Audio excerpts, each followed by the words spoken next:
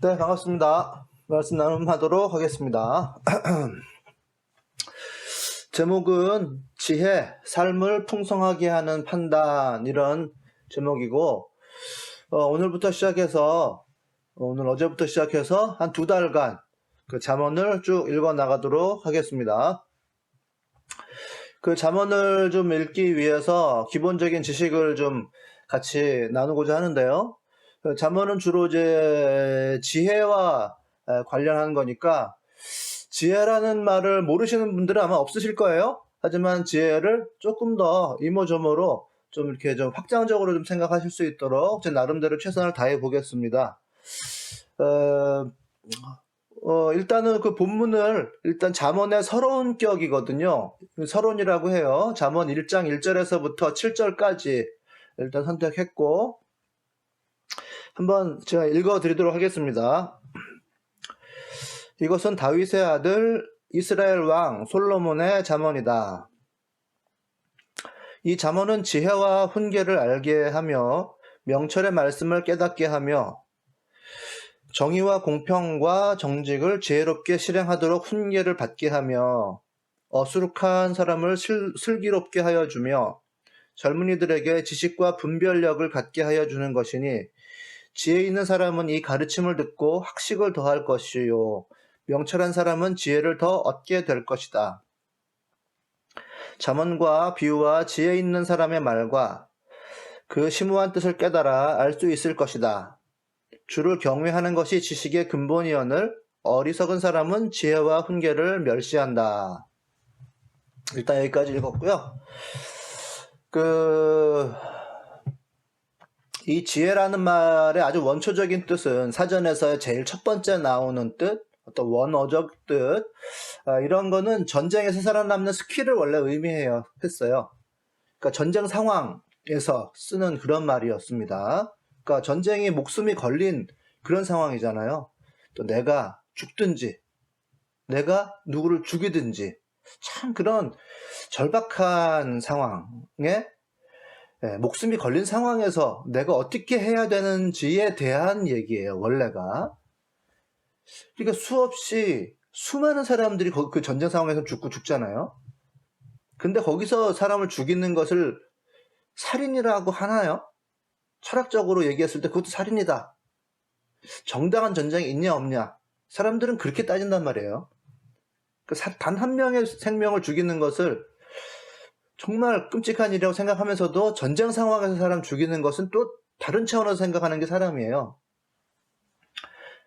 그런 차원에서 거기서 내가 살아남는 어떤 스킬을 지혜라고 했단 말이죠. 참 사람이 이제 묘해요. 어쨌든 그 지혜라는 말은 거기에서 나왔어요. 그러니까 현대전에서도 아무리 강한 화력을 가지고 있다라든지 최첨단 무기를 가지고 있다 하더라도 이런 전략에 해당하는 말이에요. 이 지혜가 없으면 목숨을 걸고 움직이기조차 못합니다. 싸움은커녕 함부로 이동하기도 힘들어요. 그래서 이 결단을 지휘관이 내릴 때, 지휘관이라는 거는 이제 중대장급 이상의 어떤 지휘 체계에서 가운데 있는 사람을 의미합니다. 이 사람들이 결단을 내릴 때는 참모부가 옆에 있어요. 스텝이 옆에 있어가지고 그 사람들이 각자 나름대로의 전문적인 지식을 가지고 결단 내리는 것을 도와줍니다.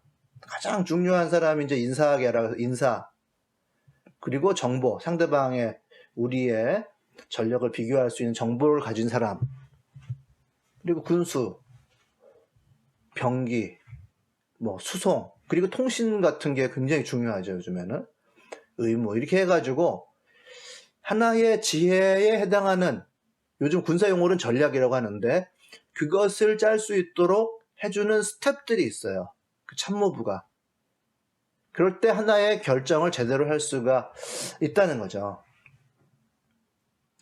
이 지혜, 그런 지혜에서 나온 또 다른 지혜가 왜 성경에 있느냐, 이것을 우리가 좀 알아야 성경에서의 지혜가 오늘날 우리에게 무슨 의미가 있냐, 그것이 나올 수가 있고, 실제로 그 지혜를 가지고 우리 삶을 윤택하게 할 수가 있습니다.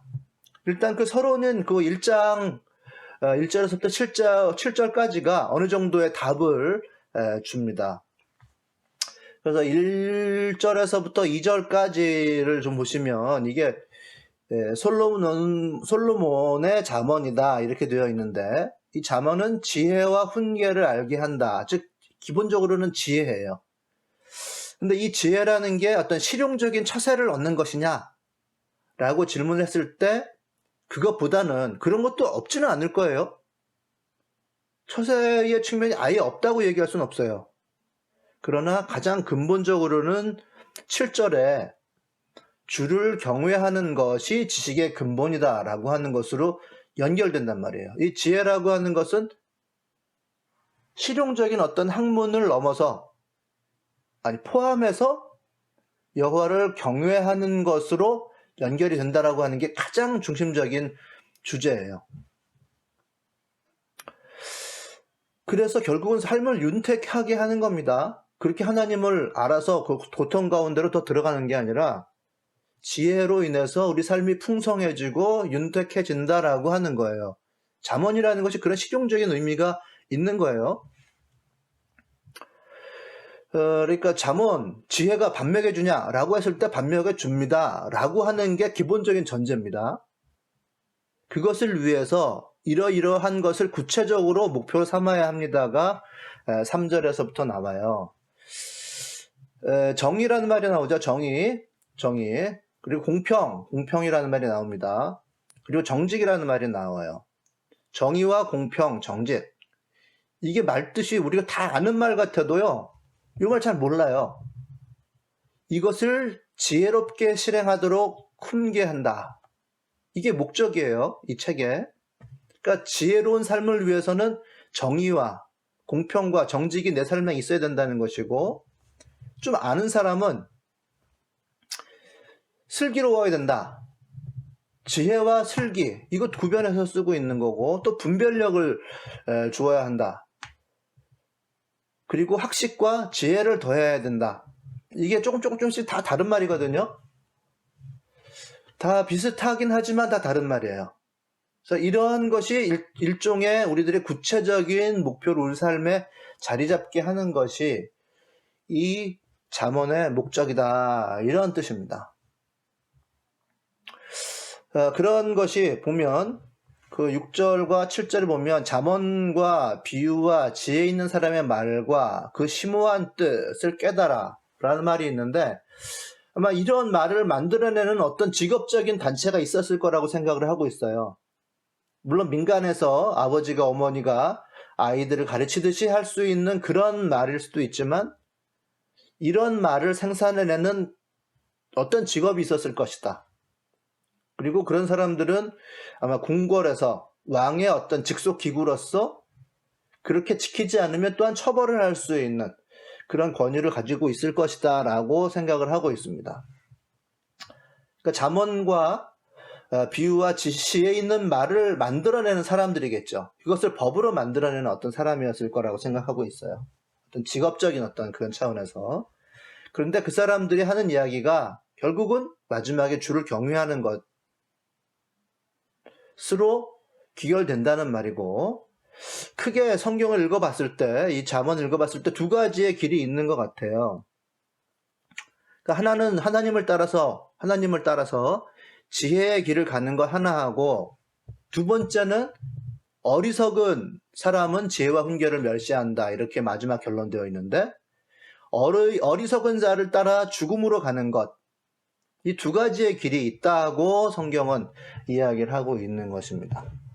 그래서 주님을 경외하는 것이 지혜다, 즉 하나님의 율법을 즐거워하는 것이 지혜다, 이렇게 이 서론은 이야기해주고 있어요. 그러니까 하나님의 지혜를 끊임없이 구하고 공부하고, 그러니까 삶에서 이거 구체적으로 적용하기 위해서 살아가면서 그 하나님과 어떤 즐거운 관계를 세워가야 된다, 이런 얘기거든요. 그 지혜를 추구한 인생은 그 관계 안으로, 하나님과의 관계 안으로 들어갑니다. 하나님을 알기 위해서 막 공부를 하다가 그것이 내 것이 돼서 하나님을 좋아하게 되고, 하나님을 함께하는 좀 자연스러운 질서 안으로 들어가게 된다고 저는 이해를 하고 있어요.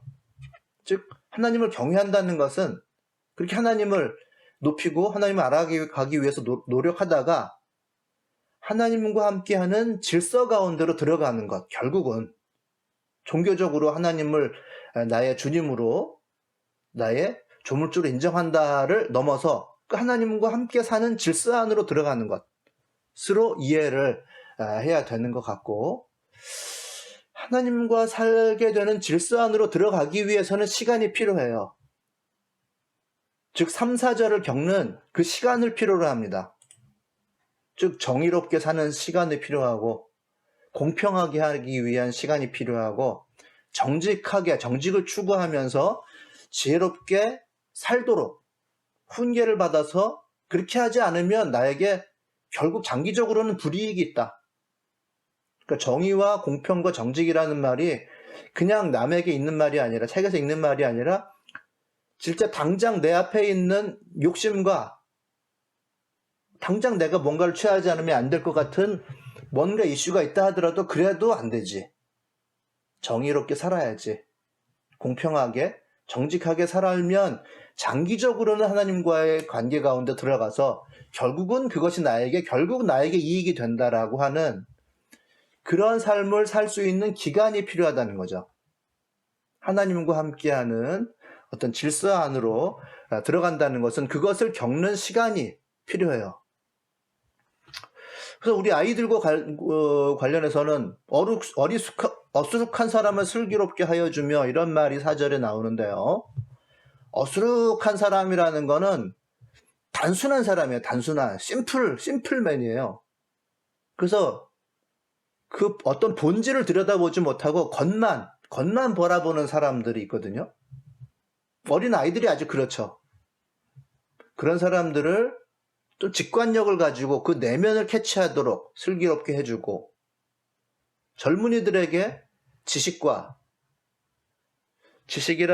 좀 더 목적이 있는 어떤 지식이겠죠. 지식과 분별력을 갖게 해주는 것이니 이런 시간을 가져야 된단 말이에요. 하나님을 경외하는 삶으로 들어가려고 하면 이렇게 정의와 공평과 정직의 삶을 사는 시간이 필요합니다. 그리고 어수룩한 사람이 슬기롭게 되는 시간이 필요하고, 젊은이들이 지식과 분별력을 갖게 되는 그런 시간이 필요한데, 그런 시간을 겪으면 하나님을 추구했기 때문에 생기는 질서가 생긴단 말이죠. 그런 시간이 필요해요. 당장에 우리가 잠언 한 번을 읽었다고 해가지고 바로 하나님과 함께하는 어떤 것을 통해서 우리가 이 세상을 지혜롭게 해서 나에게 이득을 가져올 수 있다, 윤택하게 할 수 있다, 이런 게 되지 않고 그 하나님을 추구하는 어떤 삶이 계속해서 이어져서 그 시간이 있었기 때문에 그 질서가 내 주위에 생기는 거예요. 그런 사람 관계가 생기고, 사는 장소가 생기고, 삶의 장이 나에게 형성되고 하는 것을 의미합니다. 주를 경외한다라고 하는 그 간단한 한마디는 그냥 주를 경외하는 것으로 끝나는 것이 아니라 그러한 삶이 내 주변에 울타리로 둘러쳐진다는 것을 의미해요. 그 사이에는 견디는 시간이 필요한 거죠. 이제 그렇게 해서 그렇게 사는 사람들 가운데 하나가 내가 된다는 것을 의미하는 것이고, 하나님의 방패가 되시고 끊임없이 살아온 내 삶의 정석의 결과로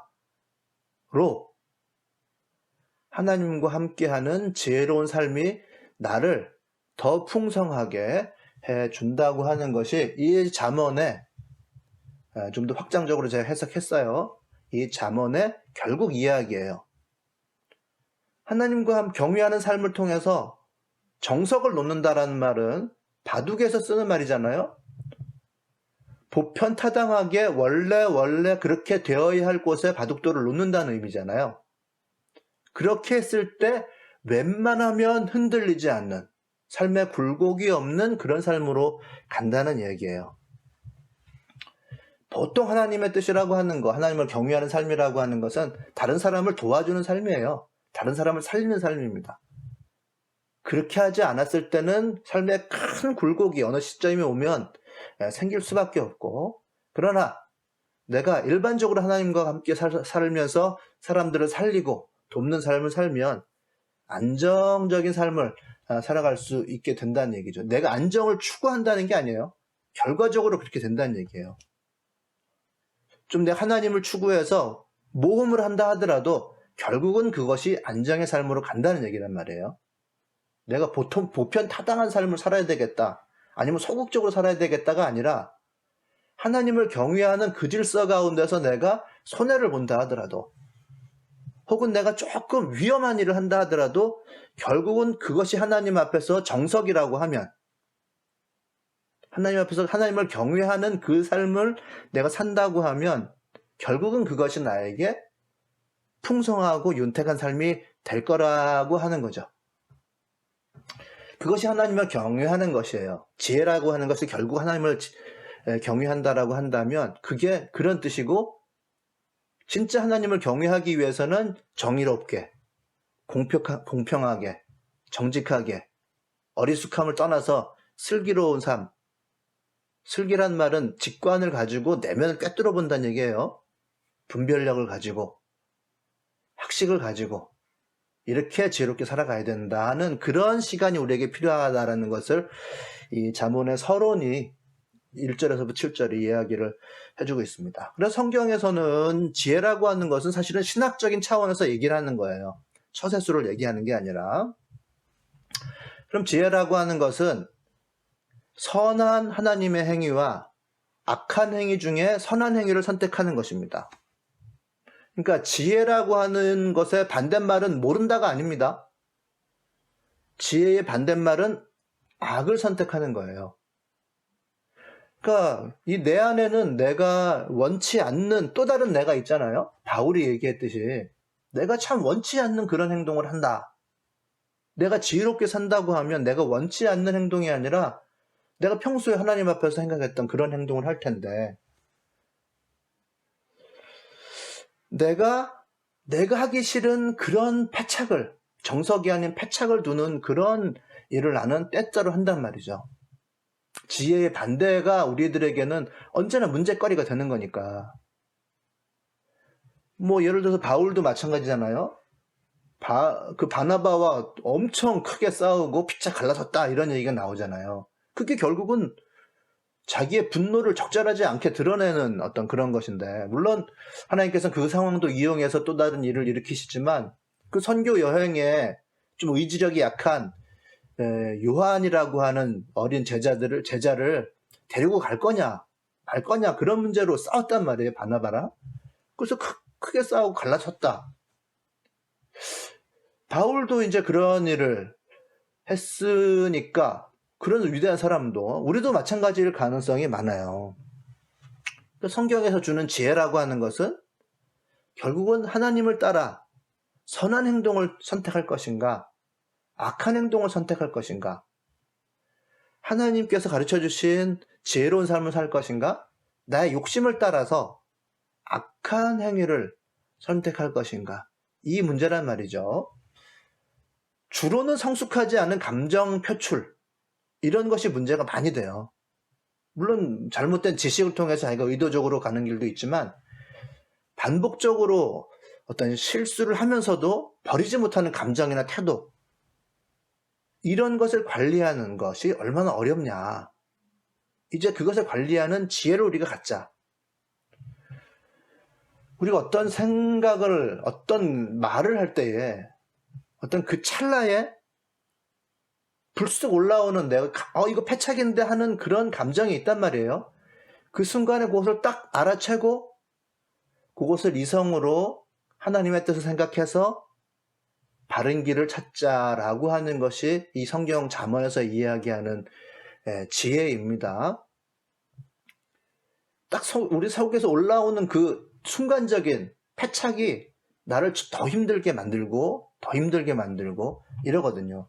그 딱 찰나 하나에서 내가 이 생각하는구나. 하나님의 뜻은 뭐지? 누르자. 그리고 하나님의 뜻을 놓자. 정석대로. 요렇게 하자라고 하는 게 이 잠언이 이야기하는 지혜입니다. 그 한 걸음. 그래서 지혜는 하나님을 경외하는 데서부터 시작해요. 그 한 걸음부터. 내 속에서 올라오는 건 있지만 여호와를 경외하는 데서부터 시작을 해야 된다. 그 한 걸음이 중요하다라고 하는 것을 서로는 일단은 이야기를 해주고 있습니다. 그래서 내 속으로 억누르며 살자라는 차원은 아니에요. 좀 더 윤택해진다는 거죠. 윤택한 삶을 살기 위해서 우리가 하나님의 지혜를 추구합시다. 이런 얘기입니다. 이제 여러분들이 이 책을 쭉 읽어 가실 때에 이제 이러한 조금 더 풍부한 어떤 지혜라고 하는 컨셉을 가지고 이 책을 좀 읽어 가시면 도움이 되시겠다. 이런 차원이고요.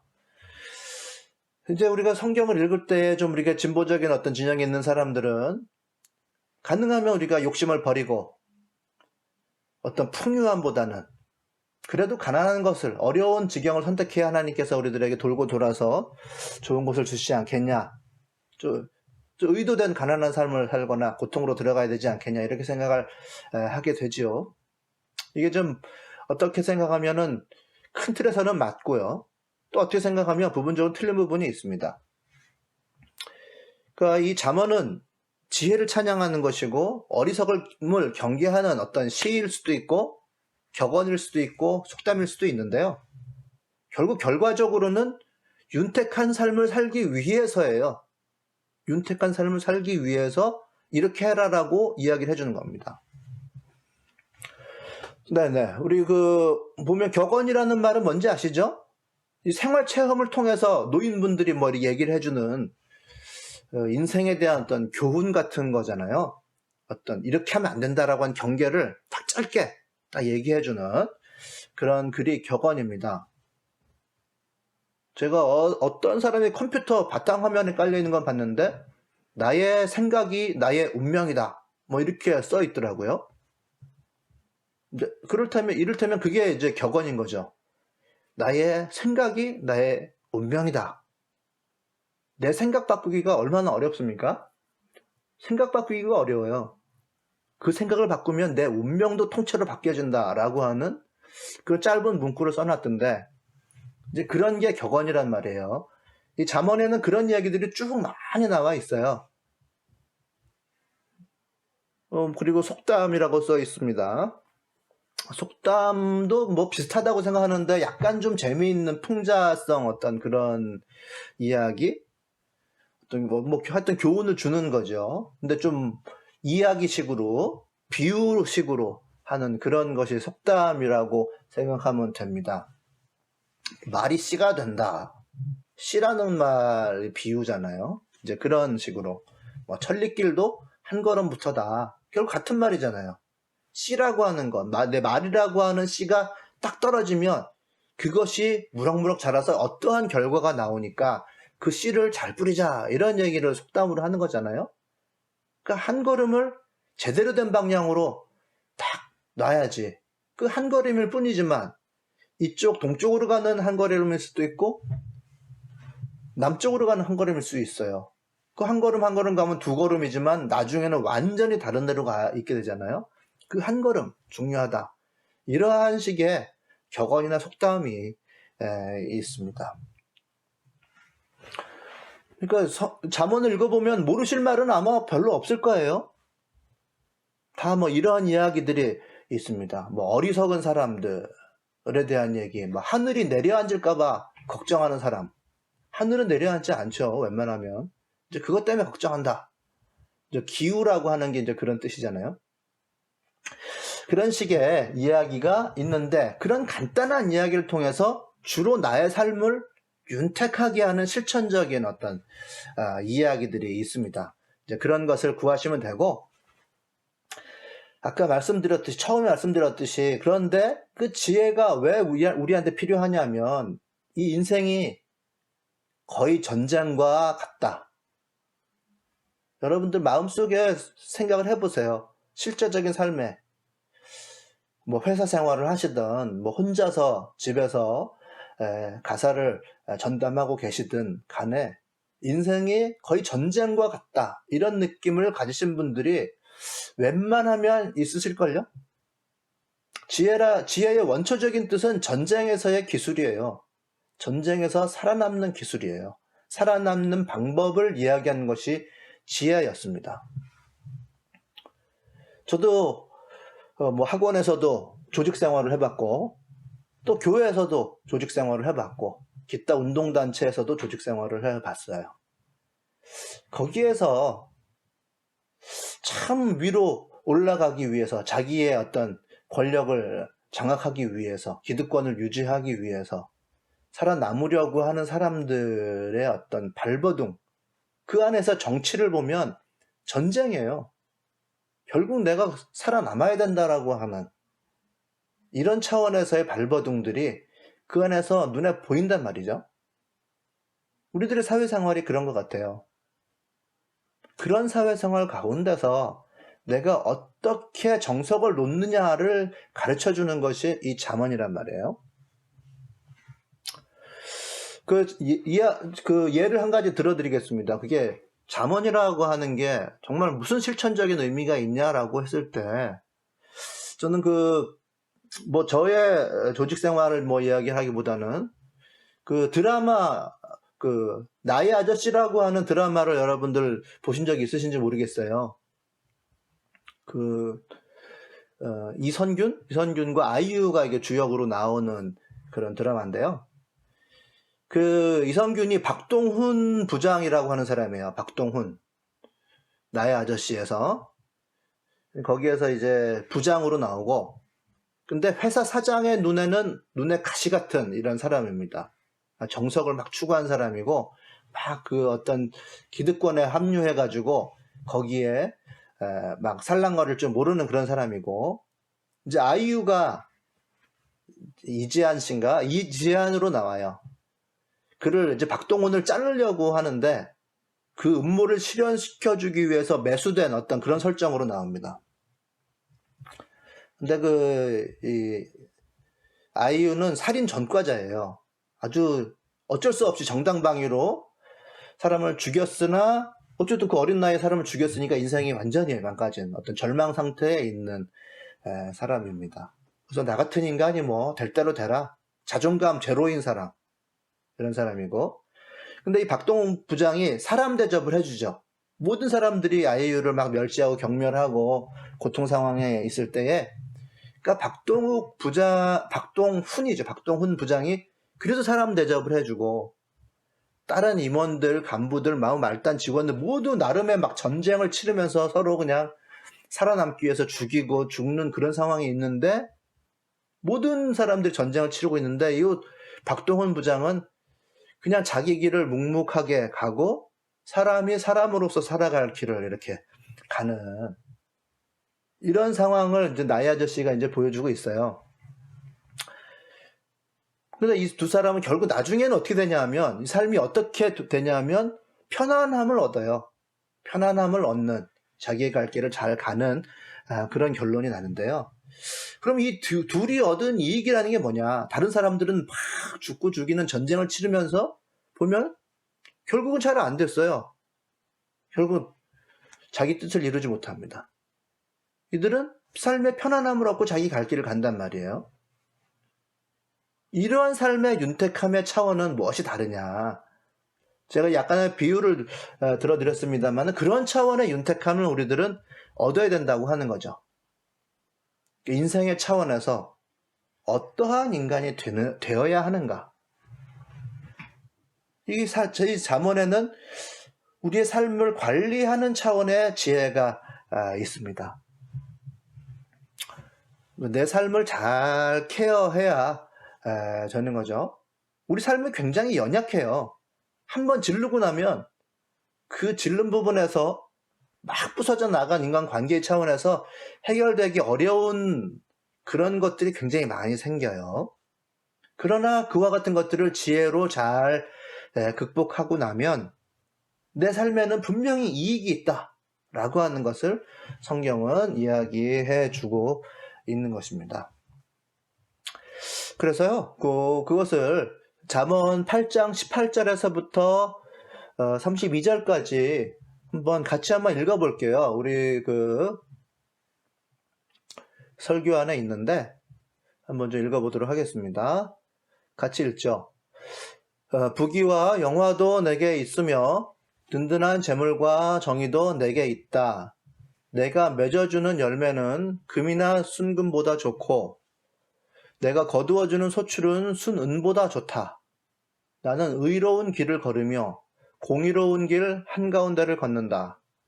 나를 사랑하는 사람에게는 내가 재물을 주어서 그의 금고가 가득 차게 하여 줄 것이다. 주께서 일을 시작하시던 그 태초에 주께서 모든 것을 지으시기 전에 이미 주께서는 나를 데리고 계셨다. 영원 전, 아득한 그 옛날, 땅도 생기기 전에 나는 이미 세움을 받았다. 그러므로 아이들아, 이제 내 말을 들어라. 내 길을 따르는 사람이 복이 있다. 내 훈계를 들어서 지혜를 얻고 그것을 무시하지 말아라. 지금 내게 있다. 부귀와 영화도 내게 있으며 든든한 재물과 정의도 내게 있다라고 이렇게 이야기하고 있는 주체가 누구냐면 지혜가 얘기를 해주고 있는 거예요. 그러니까 나는 여기서 이야기하고 있는 나는 지혜입니다. 부귀와 영화가 내게 있으니까 재물과 정의도 내게 있으니까 그것을 주겠다. 내가 열매를 맺어서 너희들한테 주겠다. 그러니까 내 말을 들어라. 이렇게 얘기를 지혜가 하고 있는 중이거든요. 거기 21절에 보시면 이런 얘기가 있잖아요. 나를 사랑하는 사람에게는 내가 재물을 주어서 그의 금고가 가득 차게 하여 줄 것이다. 이렇게 얘기가 된단 말이에요. 그러니까 이게 성경이 우리한테 재물을 준다고 얘기하니까 이거는 뭔가 좀 이해를 좀 다르게 해야 되겠다. 이거는 상징적인 의미겠지. 뭐 굳이 그렇게 생각하실 필요는 없어요. 그러나 우리가 좀 기복신앙과 다른 점을 좀 이해는 해야 되겠죠. 기복신앙과 우리가 이런 것을 다른 차원에서 좀 바라보자. 하지만 바른 태도로 삶의 풍성함을 기대하자. 뭐 이런 것은 변함은 없습니다. 이 8장 21절에서 나를 사랑하는 사람에게는 내가 재물을 주어서 그의 금고가 가득 차게 하여 줄 것이다 라는 말을 굳이 돌려서 재물이 돈이 아닌 걸로 이렇게 의미를 어떻게 다르게 하실 필요는 없어요. 이런 재물이란 이득 자체가 이익이 이 8장 혹은 잠언 전체에서 나오는 지혜의 올바른 길의 결과로서 이해를 하시면 될 것 같아요. 재물, 창고가 충만하다라고 하는 게 이 재물이 우상적이지 않다면 우상이 아닌 하나님의 축복이라고 하면 그대로 이해하셔도 될 것 같습니다. 즉 하나님의 지혜를 따라 사는 결과로서 이해를 할 수가 있다는 거죠. 잠언뿐만 아니라 성경의 여러 구절들에서 하나님의 원리를 따라 사는 삶을 통한 복을 쓰고 있어요. 여기도 그것 중에 하나입니다. 삶의 어떤 윤택함. 그러나 그 출발점은 하나님의 명령, 천명이라고 해야 되겠죠. 을 아는 지혜에 있다.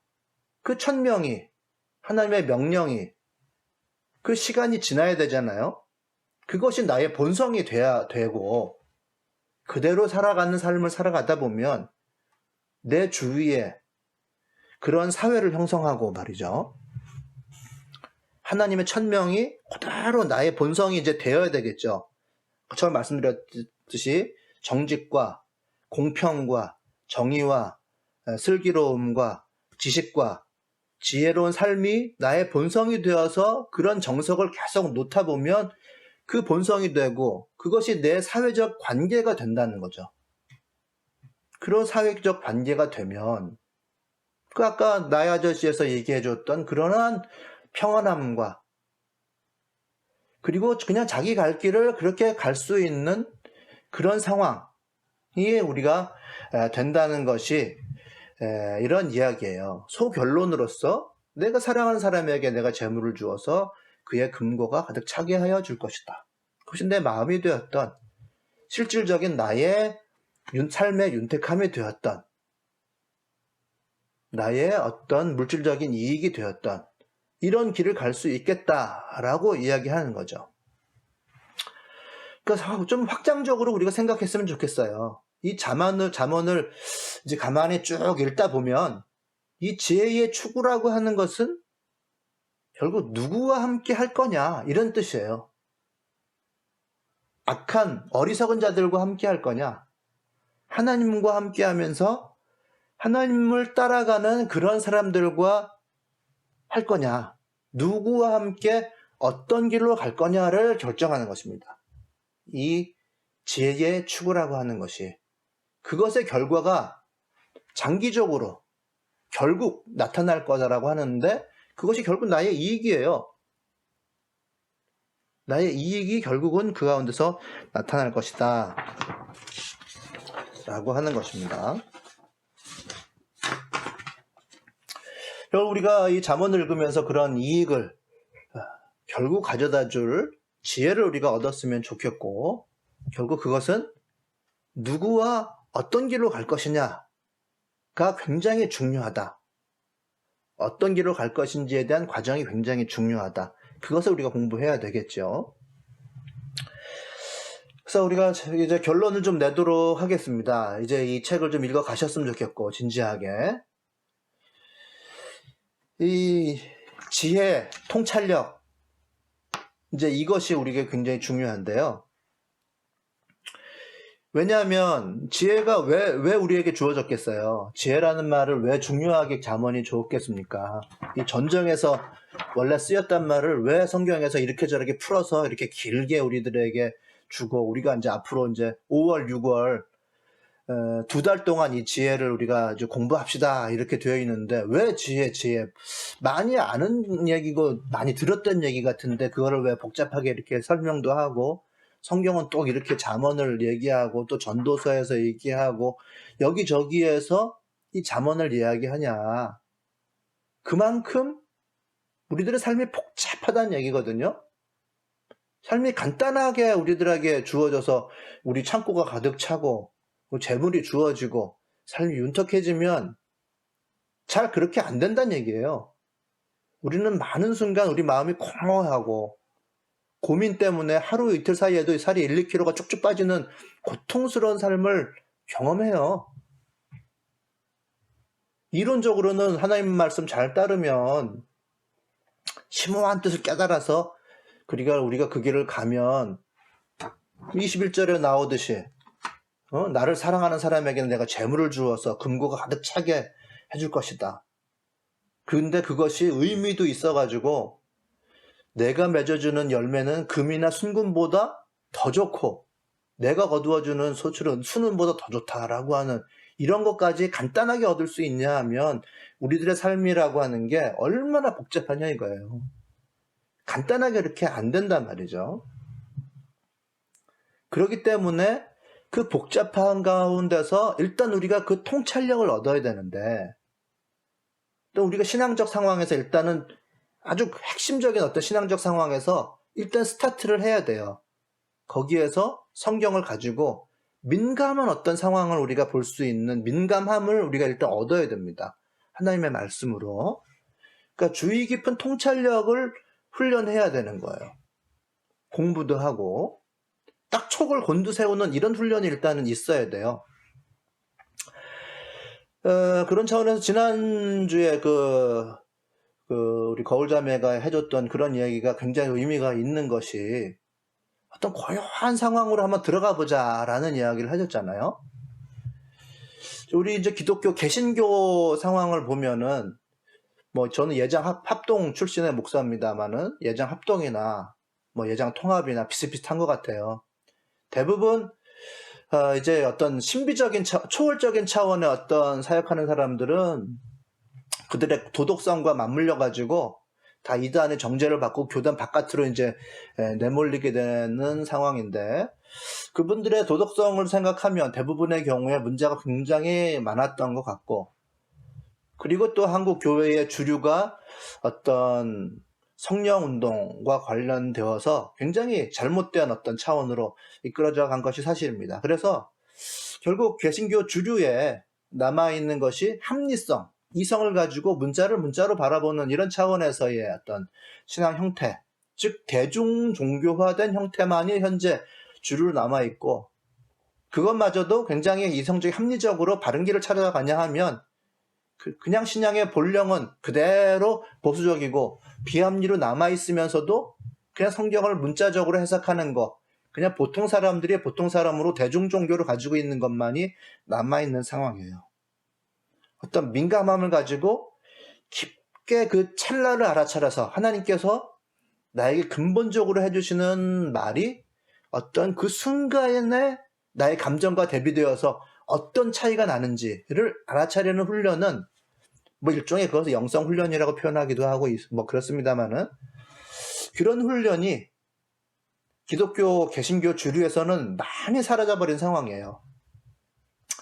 그래서 우리가 이 지혜를 삶을 풍성하게 하는 판단의 어떤 요소로서 사용되기가 굉장히 어렵게 개신교의 어떤 주류가 지금 형성되어 가고 있습니다. 그래서 여러분들은 그러지 마시고 이 찰나를 알아채는 훈련을 좀 하시기 바라요. 많은 것들이 나의 판단을 방해하고 있거든요. 욕심도 있고 복잡한 어떤 상황도 있고 또 나를 재밌게 해주는 여러 가지 오락적 요소도 있는데 그런 것을 기도를 통해서 다 비워내는 훈련을 계속해서 하시자고요. 안 되는 사람은 안 돼요. 되는 사람은 되고 그러나 과정 가운데 있으면 됩니다. 과정 가운데 있는 것만으로 만족하시고 계속해서 고요한 시간을 가지고 다 떠나보내는 그런 훈련을 하시고 내가 무엇을 알고 있는지를 깨닫는 거예요. 깨달음이라고 하는 걸 뭐 대단한 걸 깨닫는지 뭐 깨닫는 생각하지 마시고 내가 어떤 감정 가운데 노출되고 있느냐를 깨닫는 것만 하시면 돼요. 일단 깨달음은 큰 게 아니고 내가 어떤 욱을 하고 있는지를 깨닫는 게 가장 큰 거예요. 그래서 그 욱성질이 날 때 그 찰나를 딱 파악하는 훈련을 하시고 그것을 이성으로 통제를 누르는 거죠. 욱 하고 올라올 때 그걸 누르려고 하면 요거가 1초, 2초 안에 지나가는 건데 그것을 캐치하는 그 훈련이 바로 관상기도, 명상 요가 뭐 이런 거예요. 그것을 알아채는 거 이성으로 누르는 거, 이 찰나를 알아채는 훈련을 해야 이 지혜라는 걸로 삶을 풍성하게 하는 판단을 할 수가 있습니다. 그 순간에 내 심상이 이렇게 돌아가는구나. 하나님의 가르침은 뭐지? 요거예요. 요것을 판단하기 위해서 이 잠언을 읽는다. 즉 지혜라고 하는 것은 그 선택의 힘이다. 이렇게 생각하시면 돼요. 그래서 그것을 내 삶에 적용하려는 목표를 가지고 2달 동안 이 책을 읽어가시면 좋겠습니다. 그런 실제성이 있는 거예요. 현실의 이익을 얻기 위해서, 윤택함을 얻기 위해서 이 책을 읽는 거예요. 그러나 그 이익을 다이렉트로 추구하려고 하지 말고 초월성을 통해서 그거를 내가 움켜쥐려고 하면 다 빠져나가는 모래와 같으니까 그 실제를 결국 얻기 위해서는 초월을 선택해야 된다는 거죠. 하나님을 경외하는 것으로 나아가야 된다고 하는 거예요. 저는 그렇게 생각해요. 우리가 자본주의에 살고 있잖아요. 우리가 법대로 하면 다 문제가 없나요? 그걸 초월을 해야 되겠죠. 우리가 레디컬하게 산다는 게 뭐겠어요? 레디컬함이라고 하는 거 급진성, 초월성을 의미하는 건데 우리 법대로 뭐 신호등만 잘 지키면 훌륭한 기독교인입니까? 법대로 법 안에서 무조건 다 해서 되는 게 아니잖아요. 법에 문제가 없으면은 뭐 주식 투자하고 뭐고 투자를 넘어서 투기를 해야 되고 그 이런저런 사람 인정사정 안 보고 뭐 경매 나온 물건 싸게 사가지고 법대로 이렇게 다 내 재산 불려도 상관은 없나요? 법대로 된다 하더라도 그것 이상의 초월의 레디컬함은 우리들에게 있어야 되잖아요. 제가 여러분들에게 아주 기본적인 차원에서 기도하자라고 하는 거, 성경 읽자라는 거 얘기하지만 저는 그 성경 공부 이상의 초월의 신비함을 얻기 위해서 가장 기본적인 차원에서 얘기를 하는 거지 하루에 한 번 30분 투자해서 큐티 합시다 이런 간단한 차원에서 얘기하는 건 아니에요. 그 찰나를 얻기 위해서 어떻게 우리가 훈련해야 되느냐, 하나님의 그 신비함을 경험해야 되느냐라는 차원에서 얘기를 하는 거란 말이에요. 그래서 그런 초월적인 수도의 삶을 우리가 살자.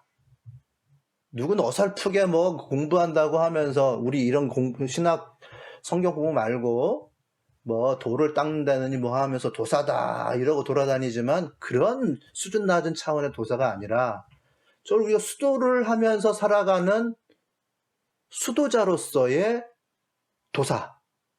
우리는 하나님의 말씀을 통해서 그렇게 하는 거죠.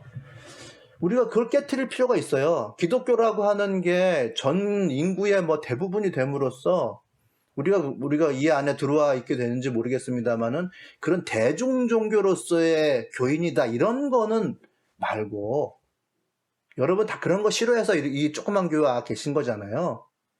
그런데 그 틀을 깨지 않으면 조그만 데가 있든 큰 교회 가서 앉아있든 아무 상관이 없어요. 그 초월적인 어떤 차원에서 내가 민감하게 되는 그 차원의 수련을 안 한다면 아무 소용이 없습니다. 그 큰 수천만 교회에 혼자로 앉아있으나 지금 12명, 15명 되는 이 교회에 한 명으로 앉아있으나 아무 의미 없어요. 그 초월, 이 자본주의 사회에서 법 이상으로 살아가는 레디컬함을 일단 얻어야 되고 그 기간이 오래 걸리는 그런 시간을 거쳐야 되고 그리고 신앙적인 차원에서 통찰력을 얻는 초월적인 신앙 경험 그것을 얻는 훈련을 또한 길게 하셔가지고 결국은 한자리에서 하나님을 경외하는 질서 가운데 내가 들어가지 않으면 그냥 대중종교인으로 살든 산울림 마을교회에 앉아가지고 줌으로 예배 드리던 별로 다를 건 없습니다. 그 차원으로 가시자라고 하는 것이 이 잠언의 이야기고 그래야 그 잠언에서 얘기하는 지혜를 통해서 삶을 윤택하게 하는 판단을 내릴 수가 있습니다. 그 가운데서. 그 수도자가 우리가 되셔야만 결국 내가 추구하지는 않았지만 나는 하나님 안에서의 하나님을 경외하는 삶을 살았지만 결국 실제성을 통해서 현실의 이익을 윤택함을 이룰 수가 있다라고 하는 거죠. 그 21절에 나를 사랑하는 사람에게 재물을 주어서 금고가 가득 차게 하여 줄 것이다라고 하는 얘기를 이게 결국은 기복신앙을 얘기하는 거냐 이 경계선상에 있네 이게 애매한 얘기하네 이거 아니라 그건 나중에 그렇게 될 수도 있고 아닐 수도 있어요. 저는 뭐 자발적인 가난을 실천해야 된다고 생각하는 사람이고 저는 그렇게 살아가고 그런 것이 저에게 주어지지 않지만 모든 사람에게 그런 자발적인 가난이라고 하는 것이 다 주어지는 건 아니에요. 결국 하나님께서 어떻게 하실지 모르고 전 인생 가운데 모든 사람들이 다 자발적인 가난을 실천하고 살아가는 거 그런 거 원하시지 않을 수도 있어요. 뭐 삶의 일부분 그렇게 하시고 또 하나님께서 다른 길을 주실지도 모르지만 어쨌든 기본적으로 하나님께서 주신 삶의 윤택함이라는 것은 의미에 있던 재물에 있던 삶의 관계에 있던 사람에게 있든 간에 그 길을 가게 하신다. 그러나 그 길을 결국 나의 삶을 즐거울 낙으로 채워지는 하나님의 관계로 가기 위해서는 결국 초월성을 가져야 된다라고 하는 삶에 있어서의 레디컬함 그리고 종교적인 차원에 있어서의 민감한 통찰력 이 두 가지는 가지고 있어야 된다라고 하는 것을 결론적으로 말씀드리고 싶습니다. 그래서 다음 주에는 조금 더 그 정의란 뭐냐, 공평이란 뭐냐, 정직이란 뭐냐, 슬기란 뭐냐, 지식이란 뭐냐 이런 구체적인 것에 대해서 말씀드리려고 하고 오늘은 어떤 지혜의 큰 틀에 대해서만 한번 좀 여러분들과 나누어 보았습니다. 자, 이러한 밑 바탕을 좀 뭐 도움을 받으시면서 성경 쭉 읽어 나가시면 감사하겠습니다. 자, 오늘 말씀은 이렇게 해서 마치도록 하겠습니다. 한 3분 정도 같이 생각하는 시간, 기도의 시간 가지시기 바랍니다.